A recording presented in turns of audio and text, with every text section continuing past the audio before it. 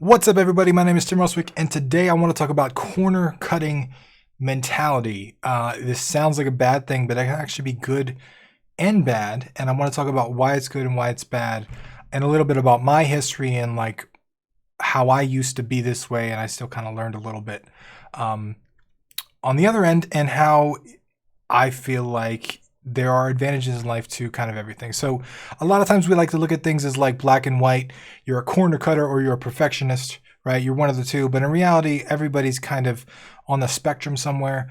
Um, let's talk about the bad things first of all. So if you don't know what a corner cutter is, it's basically someone that doesn't want to do things all the way. Someone that just wants to get things done quickly. They might miss details. They might change things, just to make it easier. And let's talk about the good part of that. So the good part of that is that a lot of times people that cut corners and that don't really worry about perfectionism, they usually get a lot of shit done, right? If you've ever been like that, if you've ever been kind of lazy and like you don't really want to try different, like you don't want to do a bunch of stuff that's just going to be 100% perfect. You just want to kind of rush it and get it done. You can get it done faster. And a lot of artists and specifically like artists and creative people that publish a lot have that mentality where they just kind of push stuff out. And a lot of people look down on like, no, you should work on your art until it's perfect. But in reality, like different people work different ways, right? There are a lot of benefits to just pushing stuff out, quantity over quality. And like I said, a lot of them are finishers. A lot of them get stuff done because they can just cut corners and do stuff. On the flip side, there's a lot of people that are not finishers and they corner cut for a different reason. They corner cut because they always want the easy way out. And the problem with things like that is when you're dealing with a project like a game, that can last 1 year, 2 years, 3 years, depending on the game, or a business that takes years to get off the ground and get money coming in, you can get plagued with shiny object syndrome, right? You can jump from idea to idea to idea because you just want to cut corners and you just want to make money and nothing's working and it's quick and it's not fast enough, so you just keep jumping around. That's, I think, part of the negative side of that same coin. Now, I also think that corner cutting can be fantastic if you're dealing with prototypes or you are trying to get your first game done or you are just trying to publish something, because a lot of times that perfectionism can be an extreme barrier to all kinds of stuff, right? Like working on something over and over and over again until it's perfect is a form of laziness, right? You can work too much on something and you can spend 10 days tweaking something and make it 1% better, or you could have shipped it at 99% and nobody would be able to tell the difference. So from like a business perspective, sometimes you need a little bit of corner cutting. I had this mentor in my life. His name was Kelly.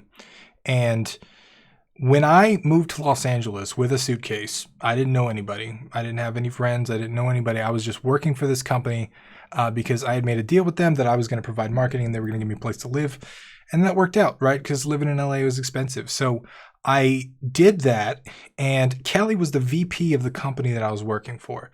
And we kind of became friends because he was really, really helpful. And he had a personality that I just loved.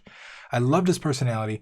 I wanted to be like him because he's so outgoing, so like positive. He just had a way of inspiring people. And so we would talk. I would work on some of his projects.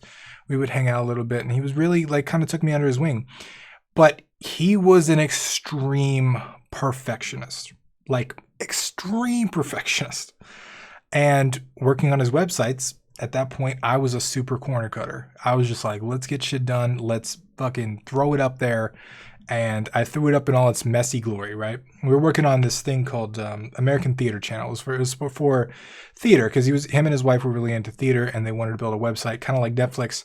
Netflix didn't exist at the time, but kind of like that model, but for theater. And I was working on the website, and he would send me these long ass emails, bullet points. Tim, move this image 2 inches to the left. Move this one 3 centimeters down. Move this one, here and there. And the problem was like, I would throw stuff. So I didn't have attention to detail at all. I didn't look at the font color. I didn't look at how stuff blended. I didn't look at anything. And I would just throw stuff up there. He would send me thousands of fucking changes to it. I'd have to. It was so frustrating for me. Like, I was just like, because not only did I have to make all those changes, but they showed up different in different browsers. So like he would be on Internet Explorer and I'd just be like, oh my God. And I would show it on like Firefox or something and it would look fine. And then it would just break. So that was a painstaking process. And not only did I do the ATC website for him, I did a series of websites, and working together, he would say the same thing over and over again. He said, Tim, you have to pay attention to details. Tim, like, you're missing this. How are you missing this? You can't launch a website like this. There are different fonts, there are different spacing. You got to pay attention to white space. You got to pay. And like over 2 or 3 years working on different websites with him, I started to pick some of that up, right? And I realized that like, I used to think like, oh, no wonder he doesn't get anything done. Like he worries too much about little stuff that no one's going to care about. Whereas I was on the opposite spectrum. I didn't care at all about what anybody saw. I really didn't give a shit. And I think we kind of evened each other out over time. And as a result, I feel like I have a little bit of the get shit done mentality, and I have a little bit of the perfection mentality. And I think that's why I've been able to build Game Dev Underground. That's why I've been able to make 22 games over the last 2 years. Just because I have that mix that I needed. And if you don't have that mix, I recommend that you look for it. If you are all the way on the spectrum of just corner cutter, it's not good, right? You're going to miss stuff. You're going to miss details. Things aren't going to work. You're going to push stuff out before it's ready. But if you're all the way on the spectrum, a perfectionist, you're not going to finish anything. You're going to obsess over stuff that doesn't matter. You're going to work years and years and years on something that may not even sell, right? And so I think the perfect balance is somewhere in the middle. And no matter where you are, I feel like you can learn a little bit of the other spectrum. You can hang out with people that are on the opposite spectrum of you. That's really good. Like, I don't think I would have been able to learn this thing from a book, right? How to pay attention to details. I don't think there's a book. Maybe there's a book out there, how to pinch details. I don't know. But working with this guy over and over and over again for years is how it got ingrained into my head. And it's what helped me build a marketing company. It's what helped me make video games. I think it's helping me now pay attention to things that other people miss. And at the same time, I can still kind of use the advantage of getting things done. So if wherever you're at on the spectrum, I encourage you to kind of look the other way and see what you can learn from the opposite end, because a lot of times we like to sit in our boxes. And if you're in a creative field like game development, you got to be careful, because too far on the push it out the door, you end up with an asset flip. And too far on the perfectionism, you end up 6 years into your game never launching it, right? So somewhere in between, I think, is the perfect sweet spot. And that's where we as creatives gotta focus on. So that's all I got for you today. I hope you found it useful. If you did, leave me a thumbs up and a comment down below.